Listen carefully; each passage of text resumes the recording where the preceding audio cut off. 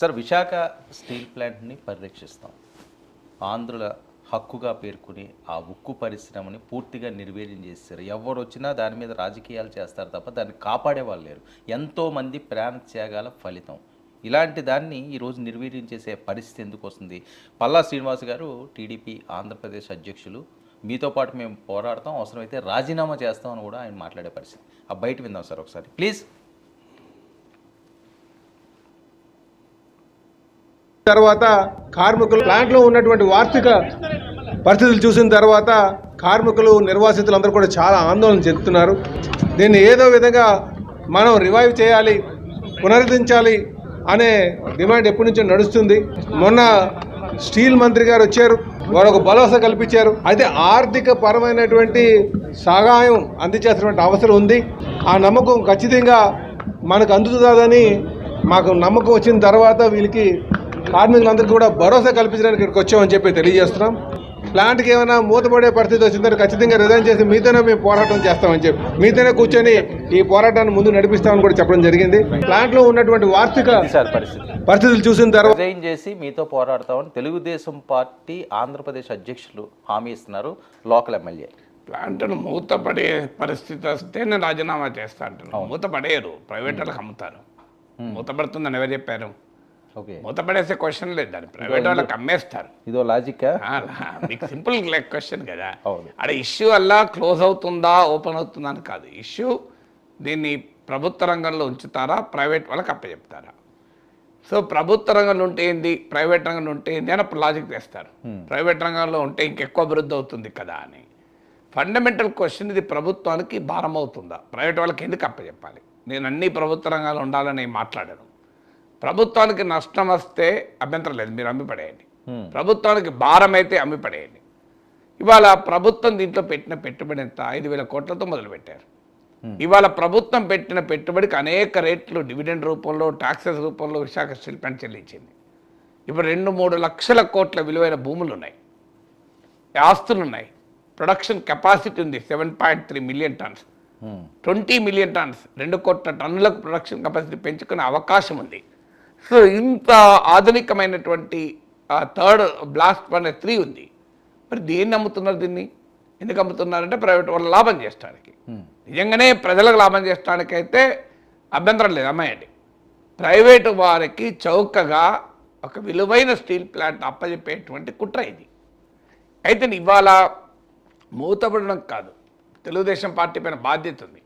చంద్రబాబు నాయుడు ఎన్నికల సమయంలోనూ అంతకు ముందు కూడా వైఎస్ జగన్ కావాలని పట్టించుకోవడం లేదు అని ఆరోపించారు. ఇది ఆత్మ గౌరవం, లాభాలు నష్టాలనే యాంగిల్లో చూడకూడదని కూడా అన్నారు చంద్రబాబు నాయుడు. నేనైతే లాభాలు నష్టాలు చూడాలని అంట. చంద్రబాబు నాయుడు రాజకీయ నాయకుడు కనుక లాభాలు నష్టాలు చూడకూడదు, ఇది ఆందోళన హక్కు అన్నాడు. లాభాలు నష్టాల్లో చూసి ఏం చేయాలో కూడా చెప్తాను నేను. లాభాలు వచ్చేటట్టుంటేనే స్టీల్ ప్లాంట్ ఉంచండి అంటాను. లాభాలు రాకుండా పోవడం కాదు, కావాలని నష్టాలు తెప్పిస్తున్నారు. ఇవాళ స్టీల్ ప్లాంట్లో స్టీల్ కాదు ఉత్పత్తి అయ్యేది, నష్టాలు ఉత్పత్తి అవుతున్నాయి. మ్యానుఫ్యాక్చరింగ్ లాసెస్ అంటారు. ఎట్లా లాసెస్ అవుతాయో నేను గణాంకాలతో సహా చెప్తాను. ముందు పొలిటికల్ పాయింట్ ఏంటంటే, చంద్రబాబు నాయుడు గాజువాకలో, వైజాగ్లో క్యాంపెయిన్ చేస్తూ ఇచ్చిన పిలుపు ఏంటంటే, మీరు పల్లా శ్రీనివాస్ను గెలిపించండి, భరత్ను గెలిపించండి, మీకు స్టీల్ ప్లాంట్ ఎవరు ముట్టుకుంటారో నేను చూస్తాను, స్టీల్ ప్లాంట్ కాపాడుతానని ప్రామిస్ చేశారు. ఇద్దరిని గెలిపించారు. పల్లా శ్రీనివాసన్ అయితే రాష్ట్రంలోనే అత్యధిక మెజార్టీతో గెలిపించారు. అవును, నాకు తెలిసినంతవరకు చంద్రబాబు నాయుడు, లోకేష్ల కన్నా ఎక్కువ మెజార్టీ. అంత భారీ మెజార్టీతో గెలిపించడం మీ బాధ్యత లేదా? ఇవాళ ఏం జరుగుతుంది? ఒకటి, ఇవాళ స్టీల్ ప్లాంట్ 50% కెపాసిటీతో పనిచేస్తుంది. 50% కెపాసిటీతో పనిచేస్తే లాభాలు వస్తాయా, నష్టాలు వస్తాయి? మీరే చెప్పండి.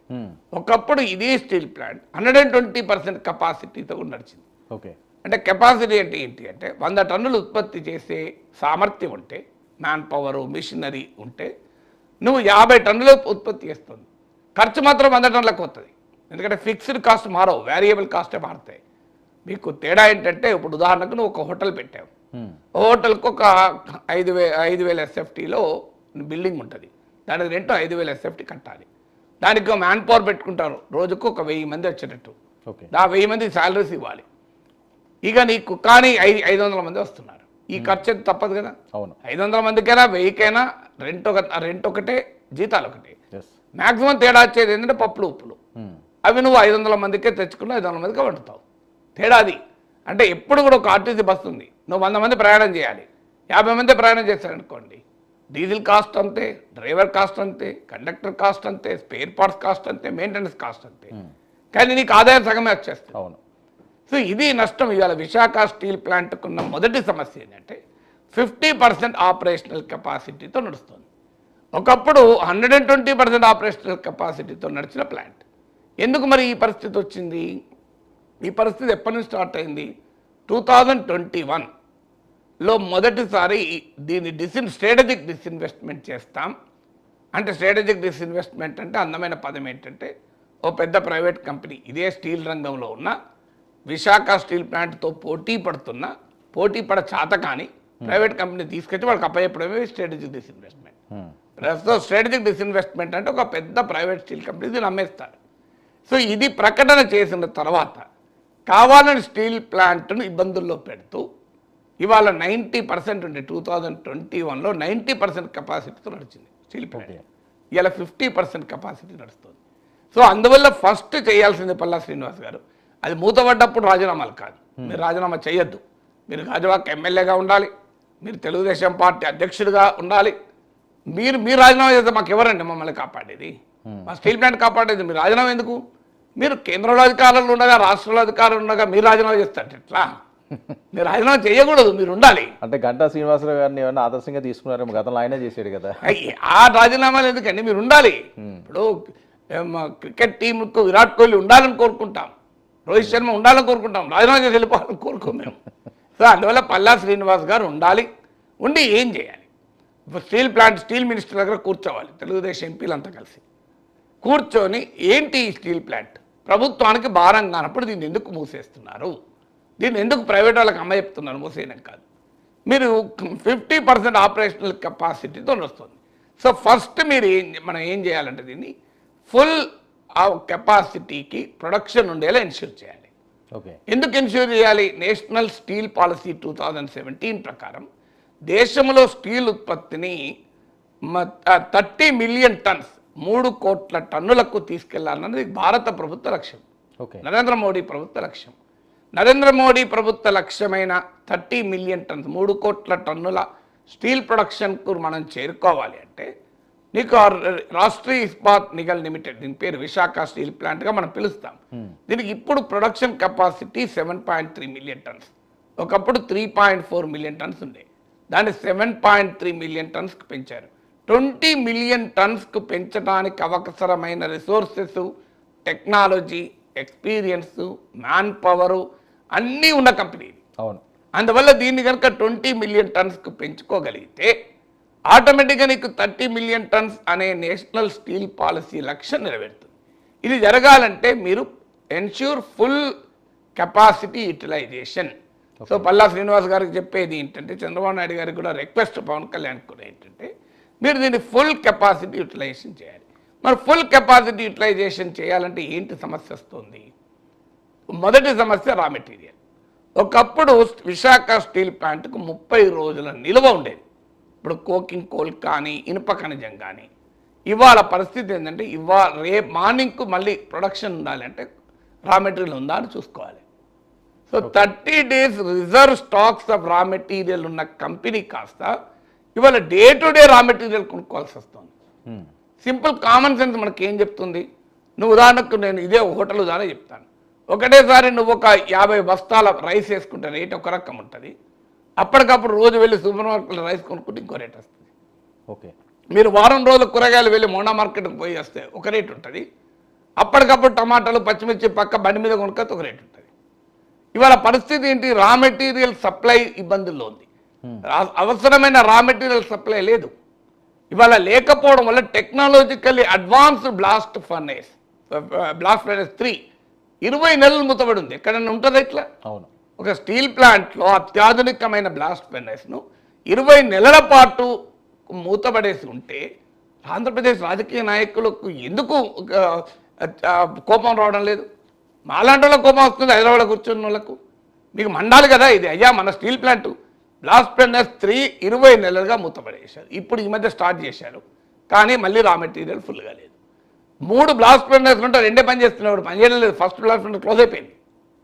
ఈ పరిస్థితి ఎందుకు వచ్చింది? రా మెటీరియల్ సప్లై లేదు. రా మెటీరియల్ సప్లై ఎందుకు లేదు అంటే రైల్వే వాళ్ళు వ్యాగన్లు ఇవ్వరు. రైల్వేది ఎవరిది? కేంద్ర ప్రభుత్వ శాఖ. మరి రైల్వే వాళ్ళు వ్యాగన్లు ఎందుకు ఇవ్వరు? రా మెటీరియల్ ఎవరు ఇవ్వాలి? NMDC, national mineral development corporation. ఇది ఎవరి దగ్గర ఉంది? కేంద్ర ఉక్కు గనుల శాఖ మంత్రి దగ్గర ఉంటుంది. స్టీల్ ప్లాంట్ ఎవరి దగ్గర ఉంది? కేంద్ర ఉక్కు గనుల మంత్రి శాఖనే ఉంటుంది. అంటే ఒకే మంత్రి కింద ఉన్న స్టీల్ ప్లాంట్కు అదే మంత్రి కింద ఉన్న ఎన్ఎండిసి నుంచి రా మెటీరియల్ రాదు. మీరు ఆలోచించండి. ఇంతకన్నా అన్యాయం ఉంటుంది. ఇంకా గనులు అదే మంత్రి శాఖ కింద, స్టీల్ అదే మంత్రి శాఖ కింద. విశాఖ స్టీల్ ప్లాంట్కు వేరే మంత్రిత్వ శాఖ కూడా కాదు, సేమ్ మంత్రిత్వ శాఖ. ఇదే కుమారస్వామి స్టీల్ ప్లాంట్లకు మంత్రి, అదే కుమారస్వామి గనులకు కూడా మంత్రి. అవును, ఒకే మంత్రి. మీరు ఎందుకు మరి గనులు ఎందుకు ఉండదు? ఇప్పుడు ఎన్ఎండిసి నుంచో steel authority of India limited నుంచో మీరు కనుక రా మెటీరియల్ సప్లై చేయించారనుకోండి, అలాగే కోకింగ్ కోల్ మైన్స్ ఎలకేట్ చేసి మీరు కోల్ సప్లై చేయించారనుకోండి, స్టీల్ ప్లాంట్కి అన్ఇంటరప్టెడ్గా రా మెటీరియల్ సప్లై ఉంటుంది. ఇక మరి రా మెటీరియల్ సప్లై ఎన్ష్యూర్ చేశాక దానికి డబ్బులు కట్టాలి కదా, దానికి కావాలి వర్కింగ్ క్యాపిటల్. నేను ఇలా వర్కింగ్ క్యాపిటల్ కూడా స్టీల్ ప్లాంట్కి మీరు బడ్జెట్ నుంచి డబ్బులు ఇవ్వకండి. కేంద్ర ప్రభుత్వం ప్రజల సొమ్ము ₹1 ఇవ్వకండి.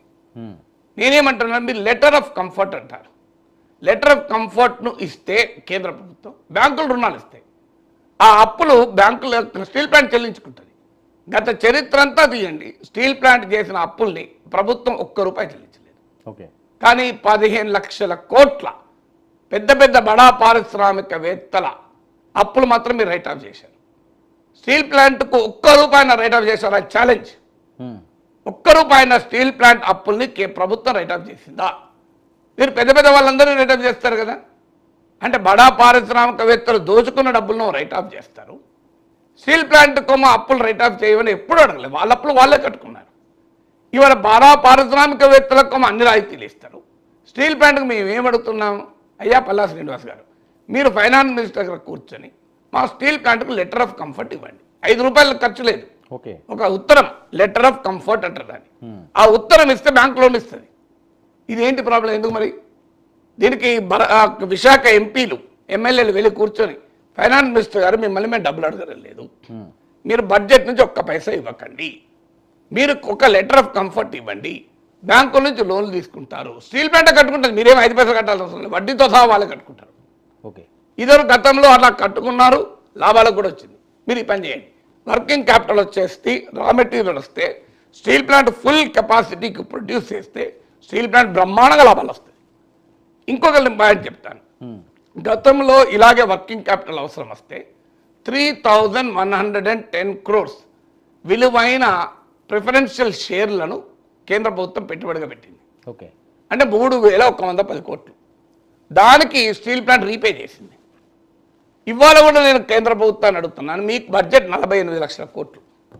48 లక్షల కోట్ల బడ్జెట్లో ఇలా తెలుగు ఎంపీల మద్దతు ఉండడం వల్లనే మోడీ ప్రభుత్వం అధికారంలో ఉంది. అవును, తెలుగు ఎంపీలు కనుక మద్దతు లేకపోతే మోడీ ప్రైమ్ మినిస్టర్ ఉండడు. అయ్యా మీరు బీహార్కు 59,000 కోట్లు ఇచ్చారు నిన్న కాకమన్నా, గుజరాత్కి అయితే ఎన్ని కోట్లు ఇచ్చారో తెలియదు. మేము ఏమడుగుతున్నాం, స్టీల్ ప్లాంట్కి 3,110 కోట్లు ఇవ్వండి. గతంలో ఇచ్చారు. ఇస్తే ఆ డబ్బు తిరిగి మళ్ళీ స్టీల్ ప్లాంట్ చెల్లించింది. మళ్ళీ కూడా ఒక 3,000 కోట్లు ఇవ్వమంటున్నాం. అది కూడా షేర్ల రూపాయలు ఇవ్వమంటున్నాం, బడ్జెట్ గ్రాంట్ కాదు. ప్రిఫరెన్షియల్ షేర్లు కొంటారు, అది రీపే చేస్తుంది స్టీల్ ప్లాంట్. ఈ 3,000 కోట్లు ఇవ్వలేరా అంటే నాకు అర్థం కాదు. 48 లక్షల కోట్లు కదా. బీహార్లో ఎన్నికలు ఉంటే 59,000 కోట్లు ఇచ్చారు కదా నితీష్ కుమార్ బెదిరిస్తే. గుజరాత్కు ఎన్ని కోట్లు ఇచ్చారు? ఒక్క ప్లాంట్ గుజరాత్లో మీకు ఒక్క వేదాంత ప్రాజెక్టుకు, చిప్ మ్యానుఫ్యాక్చరింగ్ ప్రాజెక్టుకు కేంద్ర ప్రభుత్వం ఇచ్చినటువంటి రాయితీ 33,000 కోట్లు. ఓకే, 1,50,000 కోట్ల పెట్టుబడిది 33,000 కోట్ల రాయితీ ఇచ్చారు. ఇది కాదా చూపెట్టండి, మీకు కావాలంటే గూగుల్లో కొట్టండి వస్తుంది. వేదాంత ప్రాజెక్ట్ ఎంత ఇచ్చారనేది 33,000 crore ప్రాజెక్ట్ ఇచ్చారు రాయితీలు. మరి స్టీల్ ప్లాంట్ 3,000 కోట్లు ఇవ్వమంటున్నామండి. అదే ఎంత కడుపు మండుతుంది తెలుగువాడిగా. 3,000 కోట్లు ఇవ్వమని అంటున్నాం. 3,000 కోట్లు 48 లక్షల కోట్ల కేంద్ర బడ్జెట్లో 3,000 కోట్లు ఇస్తే మీకు వర్కింగ్ క్యాపిటల్ వస్తుంది. ఎన్ఎండిసి నుంచి మీరు రా మెటీరియల్ సప్లై చేయండి, వాటికి స్టీల్ ప్లాంట్ ప్రాసెస్లో చెల్లించుకుంటుంది. 2 ప్రభుత్వ రంగ కంపెనీలే కదా. రెండు ప్రభుత్వమే కదా, ఓ రోజు అటో ఇటో చెల్లిస్తుంది. మీకు ఆటోమేటిక్గా వర్కింగ్ క్యాపిటల్ రా మెటీరియల్ వస్తే steel plant full capacity utilisation అవుతుంది. ఈ ఫుల్ కెపాసిటీ యూటిలైజేషన్ అయితే ఆటోమేటిక్గా స్టీల్ ప్లాంట్ లాభాలకు వస్తుంది. ఓకే, మీరు ఏం చేయాల్సి వస్తుంది. ఇక నెక్స్ట్ క్యాప్టివ్ మైన్స్, ఇది రిపబ్లిక్ టీవీకి ఇచ్చిన ఇంటర్వ్యూలో 27 ఆగస్టు అనుకుంటాను, కన్నడ రిపబ్లిక్ టీవీకి ఇచ్చిన ఇంటర్వ్యూలో కుమారస్వామి ఒప్పుకున్నాడు. Captive power iron ore plants లేరు. క్యాప్టివ్ ప్లాంట్స్ అంటే ఆ స్టీల్ ప్లాంట్కు మాత్రమే వాడుకునే ఇనుప ఖనిజాలు మైన్స్ ఇవ్వాలి.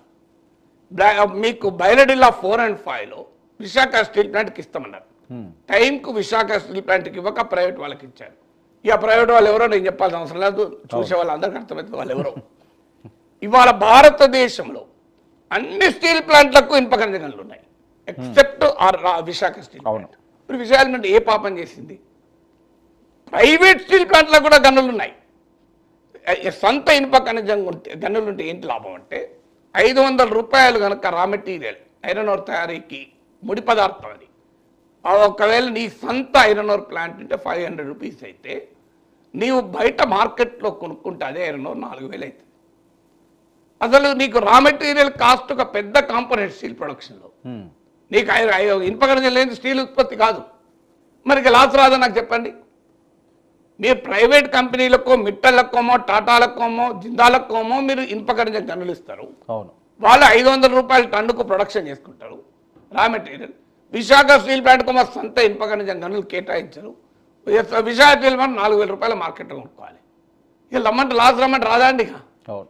సింపుల్ ఎక్క. మీరు ప్రైవేట్ వాళ్ళకి ఇచ్చినప్పుడు పబ్లిక్ సెక్టర్కి ఎందుకు ఇవ్వరు? మీరు ఒకే మినిస్ట్రీ కింద స్టీల్ మినిస్ట్రీ ఉంటుంది, మైన్స్ మినిస్ట్రీ ఉంటుంది. మరి దీనికి ఎందుకు క్యాప్టివ్ ఐరన్ ఓర్ మైన్స్ ఇవ్వరు? దీనికి ఆన్సర్ చెప్పాలి. ప్రైవేట్ వాళ్ళకి ఇచ్చారు కదా మీరు. ప్రైవేట్ వాళ్ళకి ఇచ్చినప్పుడు ప్రైవేట్ వాళ్ళకి కొనుక్కోమనండి మార్కెట్లో. ప్రైవేట్ వారుకోమో నీకు చీప్లా రా మెటీరియల్ ప్రొడక్షన్ వేయడానికి ఐరన్ ఓర్ మైన్ ఇస్తారు.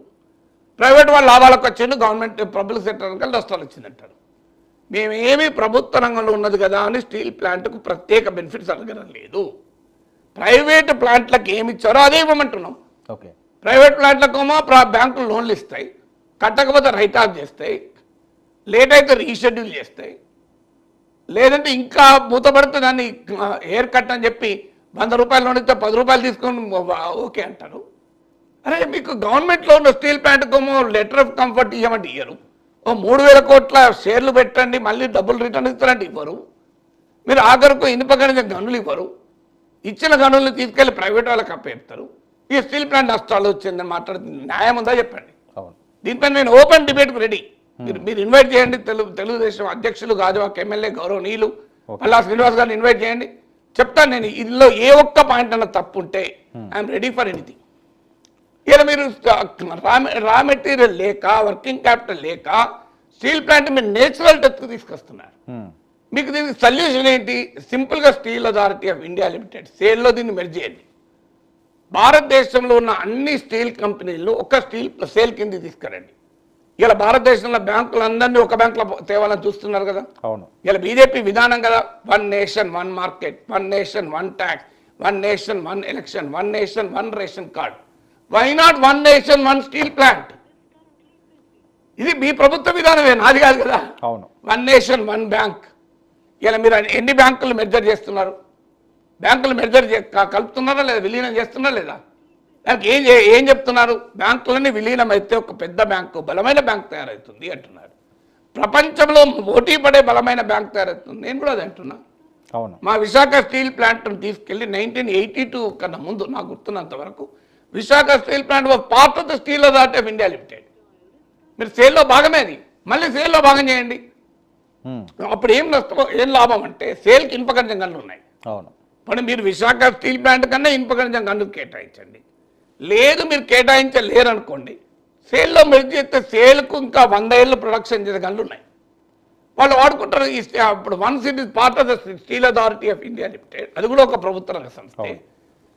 ఆటోమేటిక్గా దానికి ఉన్న ఇనుప ఖనిజ గనులు ఇది వాడుకుంటుంది, దానికి ఉన్న వర్క్ క్యాపిటల్ ఇది వాడుకుంటుంది. ఈ పని ఎందుకు చేయాలని అడుగుతున్నాం. స్టీల్ అథారిటీ ఆఫ్ ఇండియా లిమిటెడ్లో ఎందుకు మెర్జ్ చేయరు? ఇది మెర్జ్ చేస్తే సమస్య పరిష్కారం అవుతుంది కదా. మీరు 1982 వరకు సేల్లో భాగమే కదా. సింపుల్ క్యాలిక్యులేషన్ కదా. ఇక ఇవాళ పరిస్థితి ఏంటి? పార్లమెంట్కి ఇచ్చిన రిప్లైలో కేంద్ర ప్రభుత్వం 5,000 పోస్టులు వేకెంట్ ఉన్నాయి స్టీల్ ప్లాంట్లో. 5,000 పోస్ట్ వేకెంట్ ఉన్నాయి.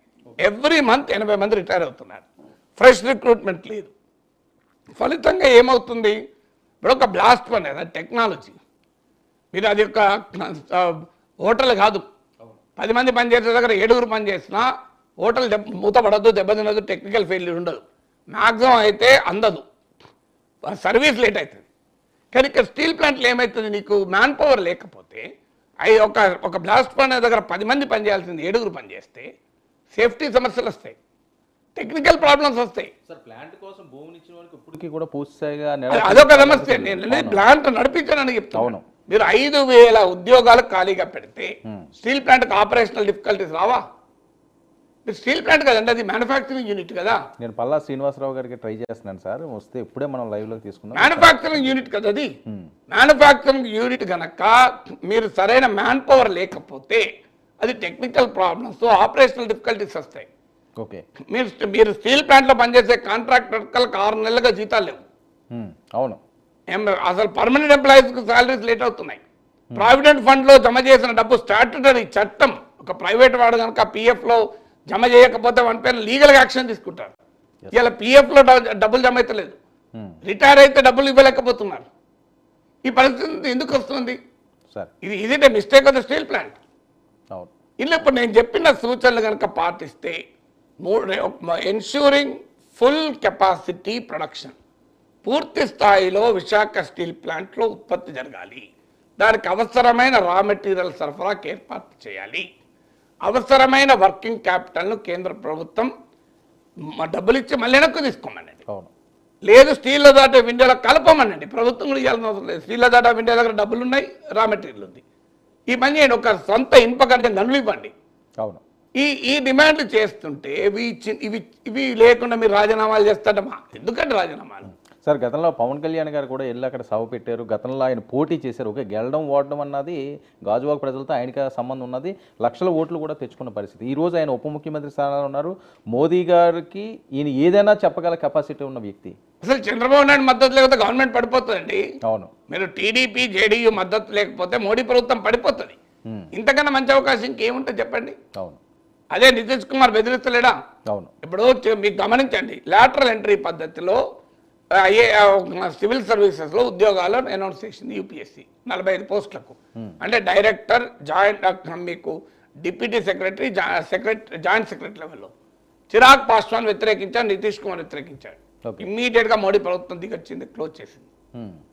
మరి వాళ్ళు చేయించుకోగలిగారు కదా. వాళ్ళు ఓపెన్గా చిరాగ్ పాస్వాన్ ఓపెన్గా డిఫర్ అయ్యాడు. మేము అంగీకరించే ప్రసక్తే లేదన్నాడు జేడీయూ, ఎల్జేపీ. ఇమీడియట్గా విడ్రా చేసుకుంది మోడీ ప్రభుత్వం. ఇవాళ ఎస్సీ కేటగరైజేషన్ చిరాగ్ పాస్వాన్ వ్యతిరేకిస్తున్నాడు. మీరు ఇప్పటికీ కేంద్ర ప్రభుత్వం ఆలోచిస్తుంది, ఎందుకంటే కమిట్మెంట్ ఇచ్చి. అఫ్కోర్స్ బీజేపీ కమిట్మెంట్ కనుక అమలవుతుందేమో తెలియదు, కానీ లాటరల్ ఎంట్రీ అయితే విడ్రా చేసుకున్నది కదా. ఎందుకు విడ్రా చేసుకున్నారు మీరు? అంటే మీరు మిత్రపక్షాల నుంచి ఒత్తిడి ఇచ్చారు కదా. బీహార్ మిత్రపక్షాలకు ఆ ధైర్యం ఉన్నప్పుడు ఆంధ్రప్రదేశ్ మిత్రపక్షాలకు ఎందుకు ఉండదు అంటున్నాను. స్టీల్ ప్లాంట్కు కనుక మేము ఏమడుగుతున్నాం, కేంద్ర ప్రభుత్వం డబ్బులు అడగడం లేదు, మీరు ఏమీ అడగడం లేదు కదండి. కేంద్ర ప్రభుత్వానికి ఎట్లా భారం అవుతుంది నాకు చెప్పండి. ఇది అవును, ఏ రకంగానూ భారం కాదు కదా. భారం కాని సొల్యూషన్ అడుగుతున్నాం కదా. భారం కాని సొల్యూషన్ అడుగుతూ ఎందుకు సాల్వ్ చేయాలంటున్నాను. అంటే ఇది మరి ఎందుకు చేయడం లేదని మీరు అడగచ్చు.